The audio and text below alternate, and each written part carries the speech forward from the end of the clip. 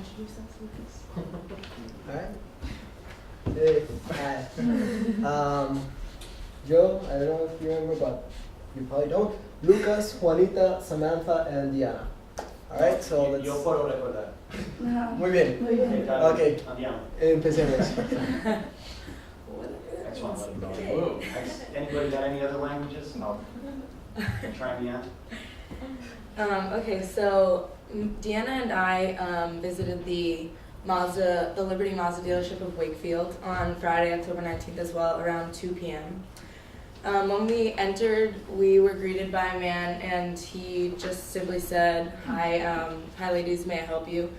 Is there something that you're looking for in specific? And we told him that we were looking for the Mazda CX-5. And he didn't really ask anything about budget or actually any questions other than that, and he just kind of walked out. He said, well, follow me, and he walked out to the lot, and he was looking for a CX-5, and he said, I think there's only one available. there's only one in the lot, and it's not available right now. And he said, would you like to look at the CX-9? And he didn't really ask us our budget, so we asked him how much it was, and he said like it was a little more pricey, like around 28 or 29, I think it was around there. Yeah. And obviously not including the additional features that you add on. And so we told him that our budget was around $30,000. So we asked him what the difference was really, and he said it was just, he kind of just talked up the CX-9 and said that it was just a lot better. Didn't really explain what was better. He said it was more spacious. It was bigger. And it was bigger, and it was a nicer ride. So he kind of put down like the CX-5 a little bit in a way. So the only time, we kind of looked around. He didn't really do a full walk around because it was next to like other cars, obviously. And he asked us if we wanted to go on a test drive, so we said yes, and he pulled it out.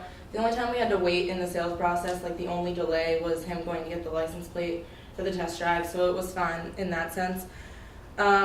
So he kind of just rattled off a couple facts about it, said like the gas mileage and like the packing options, which were just the Grand Touring versus the Touring, which we didn't really know what that meant. We acted as if we didn't, even though we had prior research on it. And we went on the test drive, and he didn't really explain anything before we left about the test drive, like if there were any reason he chose it. So while we were in the car, we said, is this a route that you take every time, like for a specific reason or anything? And he was like, well, no, it's just like kind of my route, like this is my route. So we were like, okay, like there's nothing. I was like, oh, you don't like do anything, you don't take any road specifically to show off certain features. And he was like, not really, like this is kind of just the way I go every time. And he did mention like the Bluetooth technology while we were in the car, and like said that it was cool that we could play music and stuff like that. And Deanna was the prospective customer in this situation, so she kept saying like, she talked about Skyactiv technology and, well, how does this compare to this car, and like how does this compare to the CX-5 or other cars similar to it at other dealerships. And he like kind of prompting him, this was before we left, kind of prompting him to take out the iPad, and he didn't really do anything. Like we never mentioned the iPad because we didn't want to seem as if we knew what he was talking about. So then we just continued, and during the close, he just kind of had her fill out some general information and gave us like a brochure and his card. His name is Frederick Fredrickson, so we kind of thought we were being like punked or something. We were like, what's going on? But I guess that's his name. And he said that when the manager was out, he kind of acted as the manager, so we had figured that he was pretty high up at that dealership. And we never got a call back, so we were a little disappointed in that sense. And he was just very comfortable and casual. And so that was kind of the perception that we had at our dealership. Frederick Fredrickson. Yep. I marked that down. I'm gonna get a tattoo. So Yeah. if I cross paths with that dude, I'm gonna go, no. I'm just gonna, just look at the tattoo and just remember. So both of us went to the Honda Village in Newton. As soon as we came into the dealership, we got in, and there was like a receptionist right like in the middle of the dealership, and she asked us like what was our main purpose for a visit. Then we said like we were interested in buying a car, so she called like a salesperson into the room, and the salesperson started asking questions. We walk around the car, like basically it was more like even questions, us in terms of us telling him what we want. What Lucas was the prospective interesting customer. So he was more like telling him what he wanted, and he asked him a few questions. And after he realized, he had like a small pad, no, to write on his yellow pad to write some notes. So while we walk, we never sat down. While we walk around the cars, basically when we said what car we were interested, he asked us. We said we wanted to buy the Honda CR-V. So he asked us if we wanted to do a test drive. After we said that we were interested, he left us walking around through the dealership by ourselves. In terms of we were able to experience the car without this pressure of the salesperson.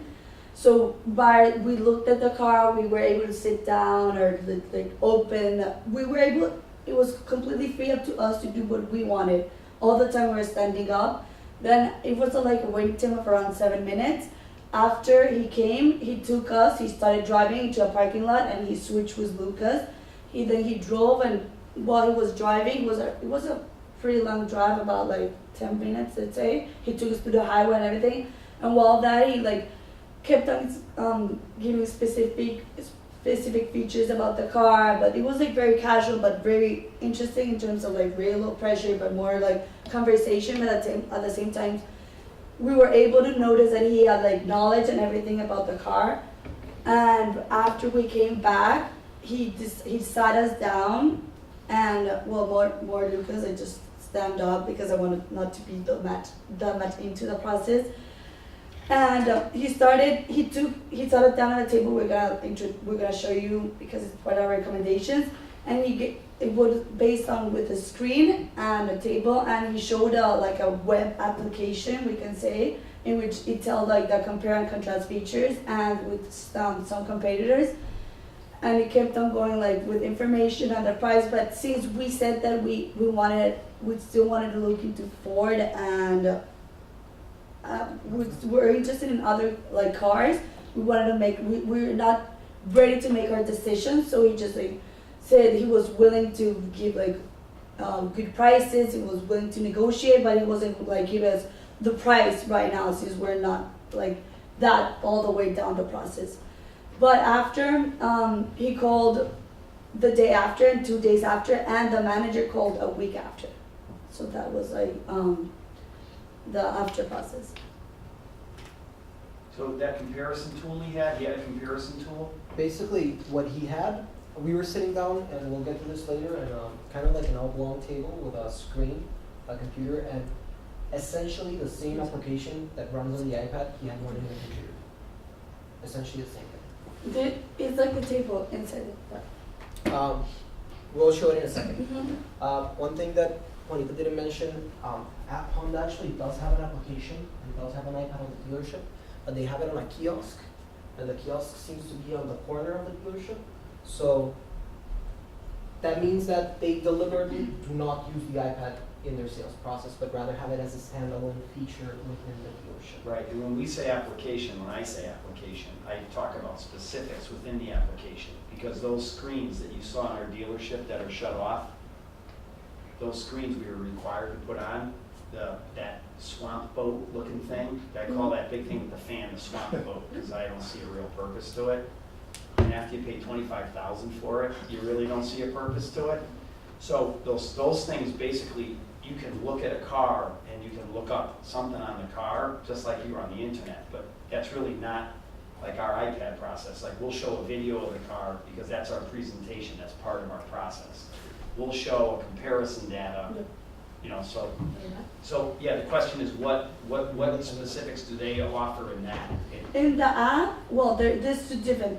He's gonna talk more about like the specifics about doing the sales process, but in the app, the kiosk was more like you could choose a car, and it gives you just like basic features and add-ons, and you could like able to access like their Facebook page. But that was So it allows you. So that application is only a build a car application, like like you would get online. However, Yeah. But even more simple than that. You cannot even choose. Like it tells like this is what they have. This is like the three options, like the three packages. Like what do they come with?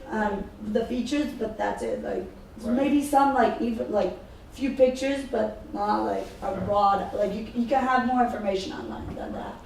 However, the features in the Mazda app, which is the compare features, the ones basically, the Mazda application was transposed to a computer with Honda names. Right. Pretty much it. So let's get to some of the issues. But before we get to some of the issues, these issues arise from the benefits we saw with the Honda experience and well, the iPad lacked on the Mazda experience. But now we know that Honda deliberately does not use an iPad within their sales process because they show they have the capability to do things for iPads and include iPads, but they don't. And in Mazda, for X or Y reason, the salesman did not even show the iPad.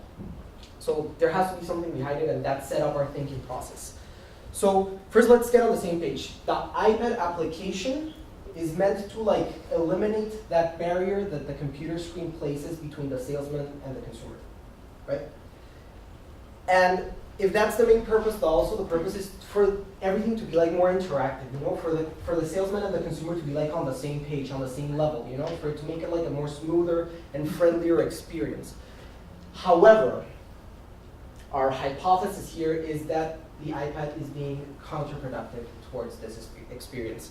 That the iPad might not be the right tool to deliver this and to create this experience and eliminate these barriers with the consumer. In fact, we believe that the iPad places even a further barrier in interaction between the salesman and the consumer, and it all comes down to user experience. Let's start with the fact that the iPad and a mobile tablet is meant to use by one person only. That's what they were designed for. They were designed for consumer tablets, and they were designed for portability and for mobility. In this case, because the iPad is being used at the desk and there is no Bluetooth 4.0 or now no need to like carry it around, the whole purpose of mobility is technically void. You know, we're at a desk, there's no need to move it around. So in that part, we don't need it. And as I said, it's meant to be used by one person. One, because the screen is smaller. Two, because you hold it in your hands. And three, because in most tablets, if not all tablets, the LCD is covered by a glass screen. The fact that it has a glass screen involves glare. And it's very tricky to deal in user experience with glare, especially when you're looking at it from multiple angles. So if I'm looking from one angle, from right in front of my eyes, even if I'm in a very illuminated environment, let's say, I could find the right angle. However, when I'm sharing the iPad, especially in a dealership when it's all glass, when you go during the day and when there's a lot of illumination going on, the glare can be a problem. So while the salesman might be looking at the screen, the consumer might be having trouble looking at whatever the salesman is trying to show because of the glare, because of the position of the iPad, and also who's in control. You know, who has the iPad? Do we place it on the table? And here's like kind of what I'm trying to get to. Like, what if three people go? What if a family goes? Mom, dad, and the kid. You know, the kid's a teenager that will probably drive the car, and the salesman. Where do we position the iPad? How do we manage it? So, as a user experience, it's a very, very tricky thing because there's the power thing. Who has the iPad in the hand? Who's touching it? Who's viewing it? So all these issues are a problem. And this might be the reason, perhaps, why some dealerships deliberately don't use an iPad and use other tools to deliver the same application. Because don't get me wrong, the features in the application are great. You know, the compare feature and all, that solves the problem. But it's the tool that you deliver these features with that might be the problem. So after all of this, after the Honda experience, we came up with a series of recommendations with that Diana will help. So the first recommendation that we actually thought of was instead of using the iPad to communicate all the features of the app, to actually set it up like this. So to have a couple chairs on a small table with a large LCD screen hooked up to a computer. So you can still communicate all the different features of the app, the vehicle comparison, the different packages and features, but have it on a large screen so that all the viewers around the table of all the potential buyers and the salesperson could have equal access to the mouse. They'd all be able to have a clear view, and everyone would feel equally involved in the sales process without like fighting over the one small tablet. And then after that, you wonder like, okay, well now you have all these iPads, like what are you going to do with them? So we thought of, similarly to how Honda had it set up with the kiosk of the tablet, to set up one of those near the cars on the sales floor. So that while the salesperson is going to get the car off the lot, you leave the person alone with the car, and instead of just playing around mindlessly, they have an app that kind of guides their playtime with the car. So we want to kind of do a hybrid of the ideas that we already have and use the LCD screen and also the iPad kiosk. Just want to add an extra thing. I've been to both dealerships. I bought my car from the Wells and Mazda, and I did this visit in the Honda dealership. I did appreciate that time alone with the car.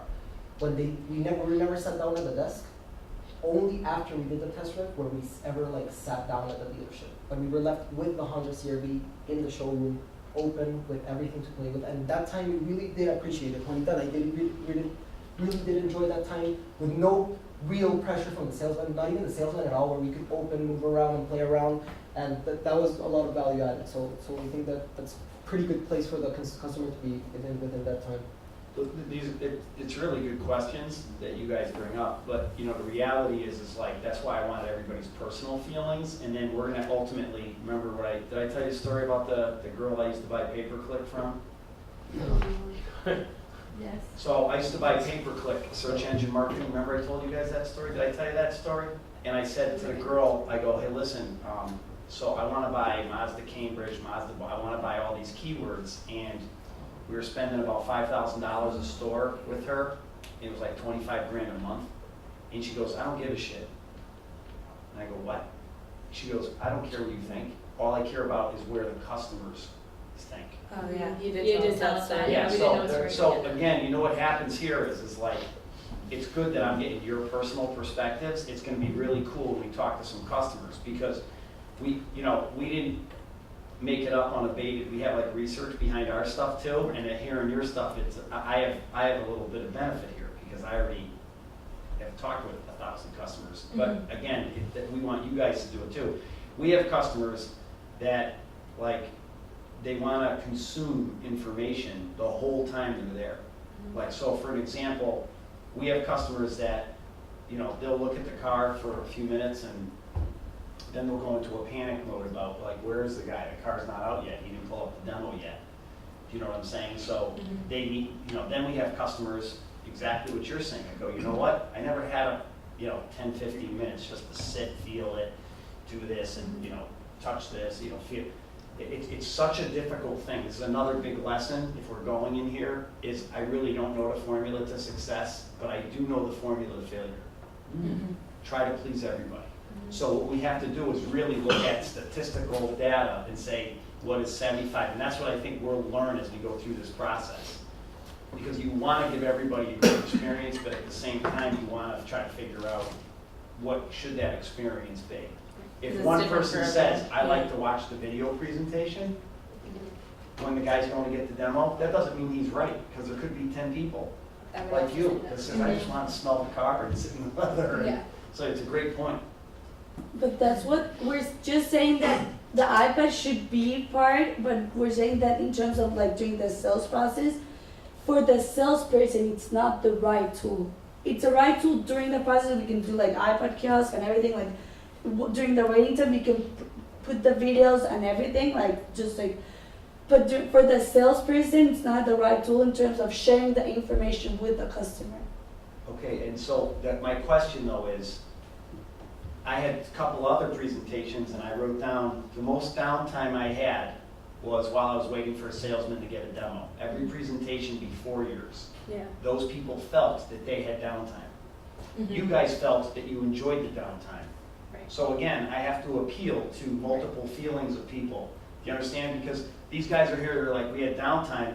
If we provided them some form of engaging content, that they may prefer that. You guys would have preferred more of the vehicle. So what I'm really saying is you're not wrong, and you're not wrong. We just have to balance everybody's thought process here. And Oh, we you're actually absolutely didn't have right, any yeah. downtime because the keys were actually already in the car. So he had me drive the car up to the front. He ran in to get the license plate, which took literally 45 seconds, and he was already back in the car. Right, So but he was I- showing you a car that he wanted to sell you and not what you required. Exactly, That gets right. 22 miles to the gallon versus 35, Yeah. which is a large size And I told him I wanted a small car. three-row which was versus a huge small car. row.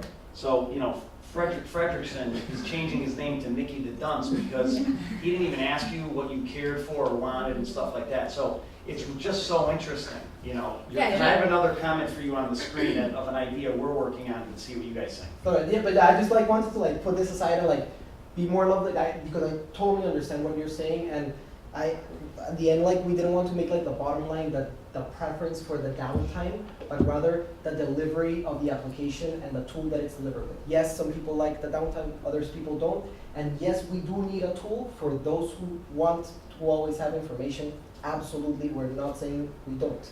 No. However, that we want the main like bottom line and everything to be, yes, we need those applications and yes, the options need to be there, but the bottom line is the hardware, like what is that tool that you're going to deliver that great content that you have to the customers? Right, so here comes my question now, because this is, first of all, I like your presentation, and I love people that are contrarians. I just love people that are contrarians, because the only way you ever get really good results, lesson number 3 for today, is by having a little rub. If I go in a meeting and everybody agrees with me in one of my meetings with all my top people, then I don't have any need for them. I don't need people to agree with me.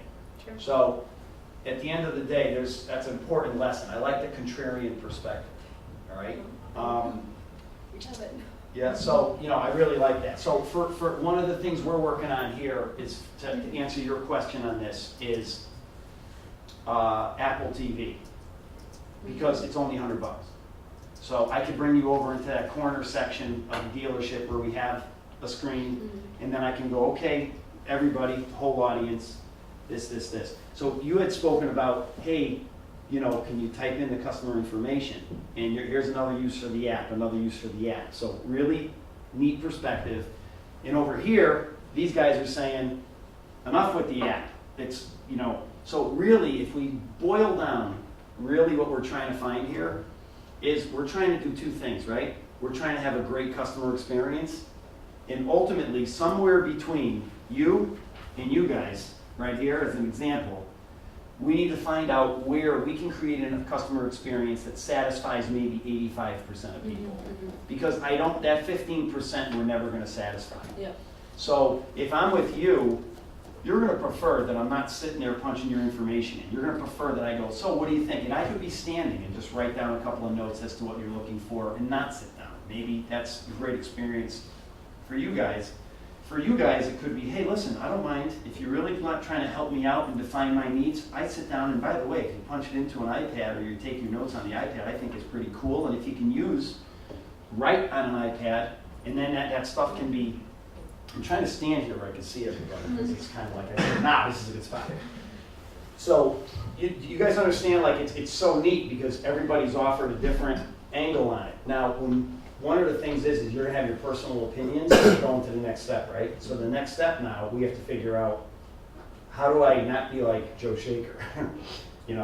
Because Joe went and started telling the Google girl, the Google wizard 8 years ago, about what words we were going to buy. And she told me we're going to buy what the customers are looking for, and you're stupid. And I continued to pay her $25,000 a month because she was right. So at the end of the day, we need to put that behind us, and then we need to be out there, and then we need to say, what do you think, personally? Now, you may get an MIT student who comes in and goes, I frankly don't like to talk to human beings, and I love the iPad. And I'm buying a Mazda Speed 3. Then you're going to meet somebody like yourself with a really good personality, and you're going to look. It's about rapport and stuff. If you need it, if I ask you a question and you don't know the answer, pull it up and show me. Use the tool for where it will help you to fill the gaps, but it's not going to overcome the process. And if someone really wants information, like SkyActiv Technology, the guy really knew how to explain it to you. But think about how you explain SkyActiv Technology. Yeah. I was asking him questions up and down, trying to get him to use the app because I really wanted him to. And so I was standing next to the car and it had this big poster on it that said Sky. And I was like, oh, what is this? I have no idea, what is this? And he goes, oh, it's really complicated. You're a girl, you wouldn't get it, but it's kind of makes it like a race car. And I go, I just stepped back. I was like, this is Because the real thing is No, I that know we a lot. researched it and I'm we like, probably yeah, know more. I'm than working he on a does. master project. So again, this was really good input from you. I think you guys learned 3 things. Those 3 main things I mentioned here are important. You can take somebody new. You can't please everybody, and the reality is that there's a really good balance. I'm glad you guys came in and just